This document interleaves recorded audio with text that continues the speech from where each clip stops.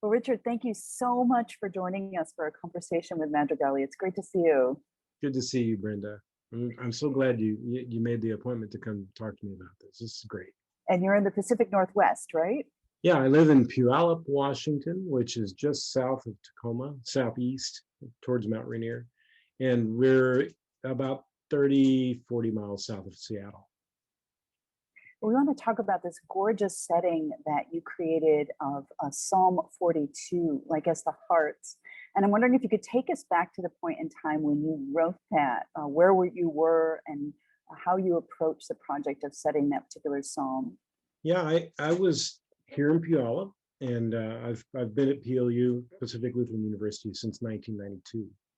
And it was 2002, I think it was, and the Washington Music Educators Association called me and said they'd like for me to write a piece for the All-State Choir, which I thought was great and a real honor for me. And so Jingling Tom was the conductor of that choir. She's at the University of Texas at Arlington. And she and I communicated a little bit about what she was going to program on that concert and what we might be able to do. And I always have enjoyed the Herbert Howells setting of Like as the Heart Desireth the Water books. And I was serving in an Episcopal church at the time too, so that language is really in my head. And I thought, well, that's a beautiful text to set. I don't know if it's necessarily at this point in my life, I'd look back and probably not do that for high school kids. But, well, because it's a sacred text, and you know how that goes with high schools nowadays. Sometimes maybe some people are not okay with singing sacred texts. But I, at the time, thought it was a perfect text to set, and talked to the association and to Jingling Tom, and she said, "Sure, that's great." So I went to work on it, and that's how it was composed. Oh, fascinating. It could be sort of an anthem for what we're going through right now. Like we're all longing for normalcy. Right. We're all panting for water, of just being together, Right. Well, my favorite part of the text, and what really spoke to me, was my tears have been my meat day and night, which to me just says, the only thing I have to get over this grief I'm going through is my tears. It's the only way I can possibly deal with this that I'm going through. And I long for the Lord to take me out of this grief. That's what the text said to me. And subliminally, too, I think, in 2001, some pretty tragic things happened in my life. And I think maybe I was still dealing with that at that point. I had a close friend here on the faculty at PLU who was killed on campus in 2001.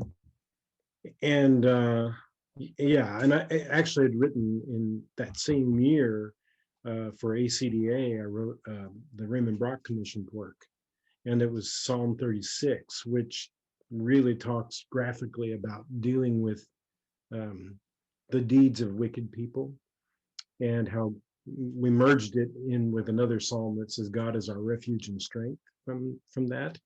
And this piece came after that. I think maybe that was still something I was dealing with during that time. Well, there's nothing like music for dealing with grief and just getting through, for sure.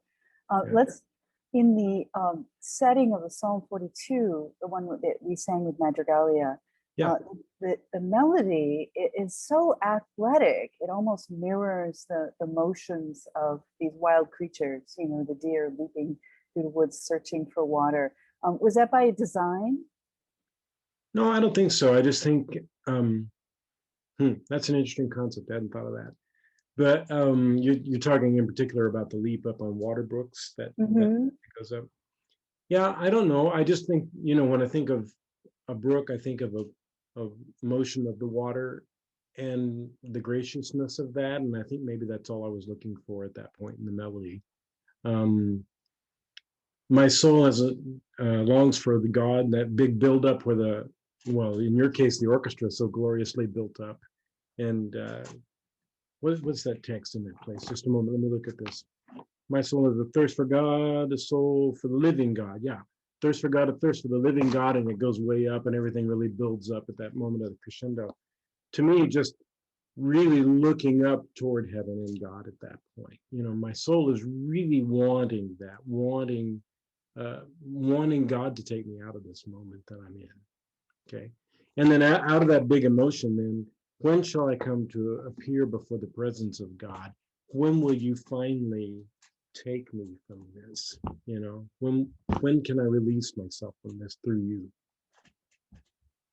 Did you find that writing this anthem was cathartic after that year of grief in 2001? Yeah, and you know, I remember, I think I wrote this pretty quickly. I don't remember this taking very long to write. And I'm a slow composer. I'm one of these people that, you know, I got to have big chunks of time, and I'm pretty painstaking about it. I don't play the piano very well, so I have to really, really play my way through it.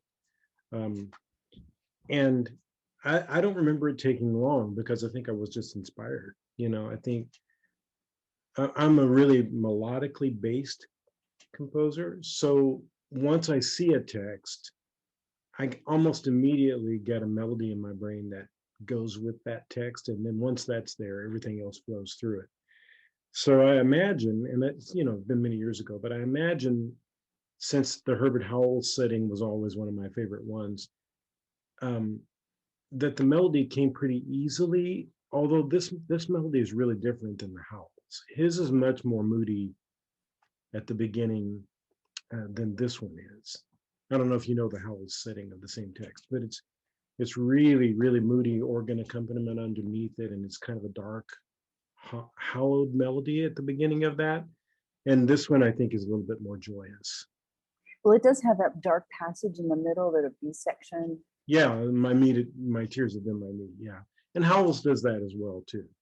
And he cries out at that same point that I do too. Where are you, my God? When how much more can I take? Where are you? What about the role of nature in your creative life? Are you inspired by the beauty of the Pacific Northwest? Absolutely. Yeah, absolutely. I'm watching right now, it's gentle snowfall outside, and I've got a woods behind my house where nobody else can ever build. So there's all this greenery out there and big, big, tall trees. And that's kind of the background of where we live. Everywhere you look, there are mountains and trees and water and stuff. So yeah, I find that really inspiring. What do you think has changed since 2002, going back to your point about asking high schoolers to sing a sacred text? What's happened in the interim that might change your thinking as a composer? Um, I just think there's a big move towards inclusivity, and rightfully so. You know, rightfully so. I think being much more open-minded about various cultures and various religions, and you know, I teach music education classes here, and one thing we talk about is you've got this hundreds of years of the choral canon that are very, very important. Um, and the majority of the music written during that time was for the church, you know. But we have to move beyond that now because there are many, many other influences coming into our lives now that have just been kind of swept under the rug for so many years. And so when you're a high school teacher, yeah, you can do like as the heart desireth the water books, but you also need to program with that music of other cultures and music of other religions and secular music to kind of be more inclusive for the students. And I think that's important. I mean, I really do believe that's all I'm saying when I say that. So you said you were a painstakingly slow composer. Do you write on pen and paper, or pencil and paper, on computer? I sketch with a pencil because I goof up all the time. So I sketch with a pencil so I can erase it. Um, and usually, you know, I think I used to, when I wrote this piece, for instance, I don't think I had much in the way of a computer program that would, you know, notation program, maybe Finale in its early stages. Um, and I remember when I first started using Finale, it was given to me by another professor, and he didn't give me the manuals. He didn't have the manuals. So I had to learn how to do this thing on my own, which was just mind blowing now. But usually I'll go to the piano and I'll sit and I'll start sketching and everything. And all of a sudden it just starts to go. And I say, okay, I can go to the computer and start putting it on the computer pretty quickly. And the advantage to that is the computer can play it back for me. So I don't have to worry about that. The computer just plays it. But in the accompaniment, you know, like this one has this piano accompaniment that's pretty involved. Sometimes I look at that and I go, how did I write that? Because I can't play it. You know, I couldn't sit down and play this piece if I wanted to. But I think just painstakingly getting the music in your fingers really does something. Even in the voices, when you're writing voices, if the spacing is incorrect, your fingers will know. Your fingers really kind of dictate, okay, that's the right space between these voices here. These thirds work together. That chord isn't spaced correctly because you can see in your fingers it's not spaced correctly and it doesn't sound right. It's not going to be resonant like it is. So I always believe it or not, even when it's done, I'll take it to the computer to the piano and make myself play it as well as I can, just to make sure it works in your hands. And then usually something like this, I would take that to a pianist and I would have that person play it for me and say, okay, what really doesn't work here? Is it not idiomatic for your hands? And what do we need to do for pedaling? What, things that are really much more idiomatic for the piano that I just don't know. Same for orchestration. Like Carrie did such a beautiful job with the orchestration. It would have been pretty much like I would want it to be if I had written it. Um, if it's an instrument that I don't know very well, I'll have an instrumentalist play it for me and say, no, that just doesn't work. I've had that a lot of times with harp. I have a good friend who does harp things for me, and she'll say, no, can't do that with your hands, or that pedaling doesn't work at that place because it's too rapid. I can't shift my pedals that quickly. Just stuff like that. How did you feel when you finally finished it, when it was done? You don't really know how it feels until you walk in and you hear somebody sing it. And that's the big moment, right? I mean, I remember for this piece, of course, I thought it was going to be just perfectly singable and everything was going to be good. It looks good. It sounds good in my voice. I hadn't never heard anybody sing it before. The All-State Choir, what, 400 or 500 of them sang it that day. That I walked in the gym. They were rehearsing in a gymnasium on the bleachers, and Jean was in the middle of the floor on a podium with the piano. And she said, okay, here we go. And they started singing it, and wow, that really sounds like I thought it was going to sound. That was really great. It was quite beautiful. And she kept looking at me going, is this what you mean? Yes, is this what you want? And I was like, yeah, that's how it's supposed to sound.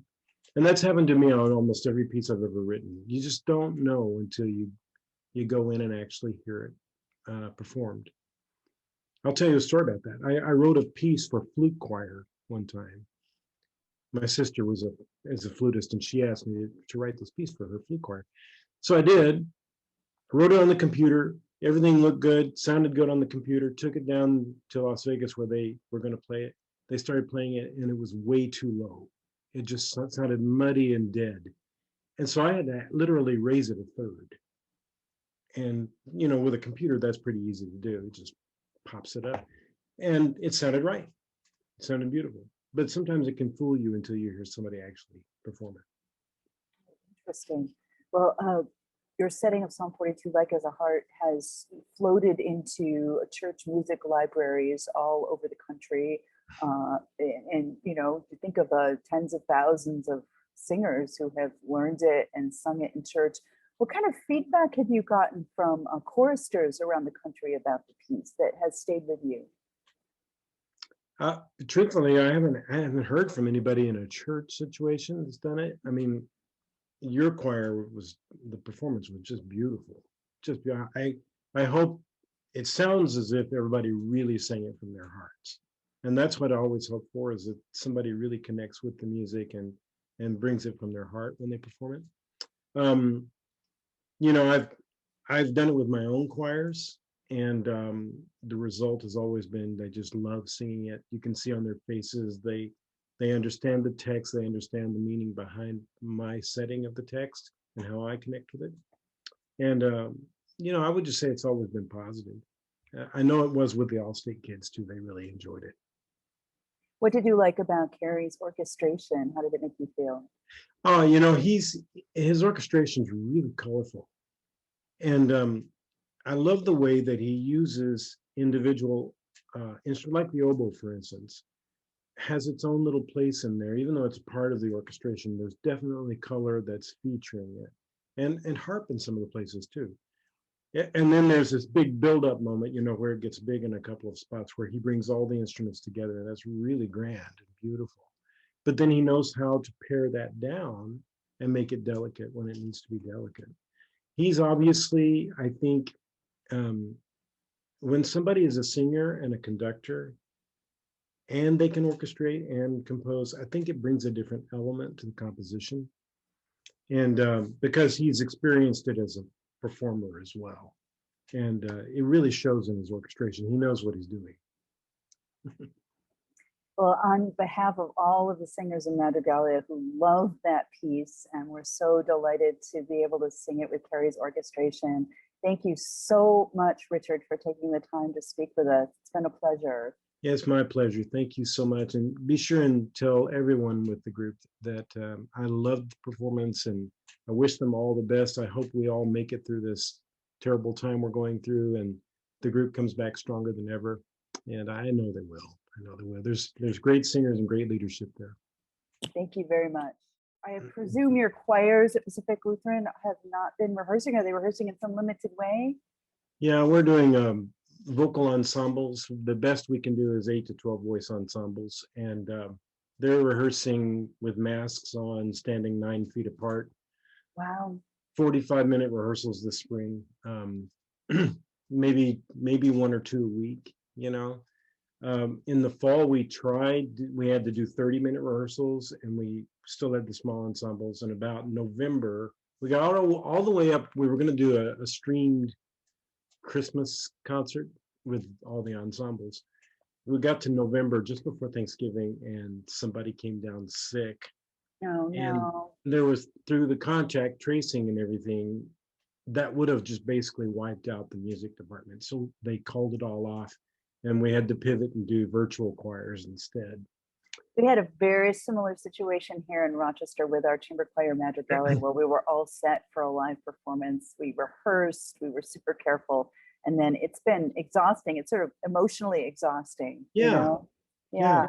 And the thing about it was, I don't know if you've done a virtual choir, but those take so much work for 3.5 minutes of music. The loneliest. I have a community choir too. I have the choral union here. Yeah. And it's like Madrigalia in some ways, except bigger. And we did 2 works. We premiered 2 new pieces by 2 fellows that are in the choir. They're both excellent composers. And so we decided we'd have them write the music. And then we had our section leaders do all the video recording of it and everything. We send it out to everybody in the choir and then they recorded themselves with their phone. Lonely karaoke. Lonely karaoke in your closet with pillows around you. So sad. Yeah, and then we had it professionally produced and it came out brilliantly. It really is gorgeous, but it's 8 minutes of music. Yeah. And you spend all that money and all that time and effort to make 8 minutes of music. It just it does make people feel good. If anything, it builds community, I think. Yeah. For the members of your choir. Is it the Choir of the West? No, it's the choral union. The Choir of the West is my student choir. Oh, okay. And it hasn't, the last time I saw them was February 28th or something like that last year. Wow. Yeah, Richard. We sang for a high school choral festival. And in our own hall, everybody was wearing their normal school clothes and all that stuff. And when they walked off stage that day, none of us had any idea that was the last time that we'd see them as a choir. It just who it was. Well, you in the Pacific Northwest have done a really great job of containing the virus. We must say, we're a little jealous of New York. Washington has done it. We've got a really active governor, like you do in New York. But I think it kind of hit us early and they got right on top of it. I mean, Washington was one of the first states to really come into contact with it. And they've just been pretty hard line about it. We got shut down for a long time. I remember thinking like week 8, we were shut down. I thought, oh God, this is forever, 8 weeks. And now it's been 11 months, 12 months. But yeah, they shut it down right away. And we've fortunately, I think, have got, at least in Western Washington where I live, most people believe it's real, believe it's a virus, want to do what they can to get over it. You know, that's not the same in all parts of our state, but it's at least where we live, it's the way it is. Yeah. What's been the silver lining for you? Is it interesting to you, or you just hit the wall and you want it to be over? I just want it to be over. Yeah. Because you know, honestly, well, for instance, I teach conducting classes too, and we've been doing those online because that's what we have to do. Well, the students are having to audiate while they conduct because they don't have an ensemble in front of them. Learning to conduct a recording is pretty useless because the recording is driving you. You're not driving the recording. So that makes no sense. And for young conductors to be able to create the sound in their head as they're trying to move their hands is really, really challenging. Some of them really struggled with it. And plus, I think students just need to be together. You know, music students really depend on each other because it's a lot that you go through together. It's the ultimate peer activity. And when they're not together, it's like the virtual choir thing. It's an ensemble, but it's not an ensemble because you're not together. You know, the ensemble is the guy sitting at his computer putting it together. That's the ensemble. But Yeah, I they miss really miss it. I miss as a singer. I really miss body heat. That sounds really weird, but I miss Yeah. standing so close that I can smell the person next to me and feel the heat coming off their body. It sounds a little weird, but But also just knowing that their breath is coming and breathing together yes. and phrasing, you can feel the motion of their body when they phrase together. Yeah. And our program too, the Choir of the West here is a long history. I don't know if you know this history, but it was the third of the Lutheran choirs, the college choirs, to tour around the country. So St. Olaf started that, and then Concordia, Moorhead, and then PLU was the third one of those. And it was established by a St. Olaf grad that came out here. And that was in what, 1926, I think it was. And I'm the sixth director of the choir in that long time. Wow. So it's got quite a legacy and quite a history. And there's a lot of tradition behind that, of course. Well, boy, just missing that too, you know. I mean, it's so important to the students, and they just don't have it. It feels like there's just been this hole ripped out of us, you know. Absolutely. Do your students hold hands when they sing, like the St. Olaf? Only for Beautiful Savior at the end. Okay. Yeah, we do that. The Christensen arrangement? Yeah, F Melius, that's right. Yeah. We sing that at the end of every concert. Yep. And wonderful. Yeah, we've heard St. Olaf. St. Olaf has come through Rochester, I think, every other year.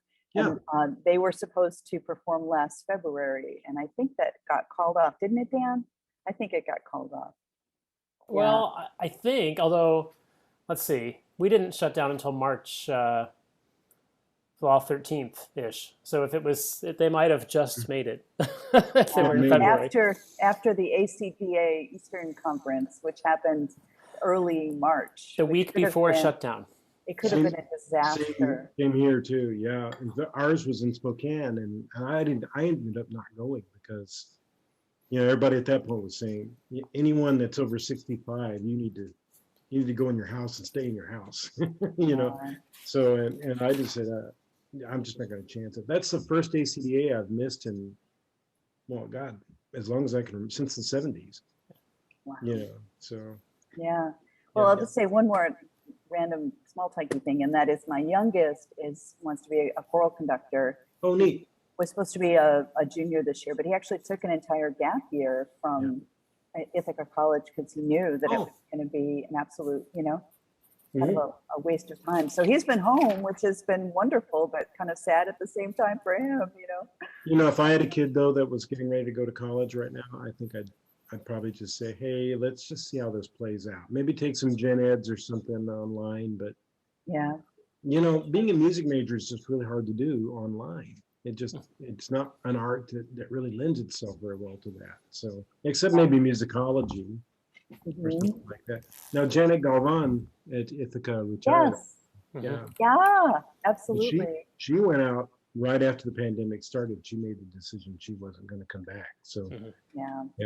She did one of those big virtual choirs, and I think it just reduced her to a pile of tears. I mean, it was so discouraging to her.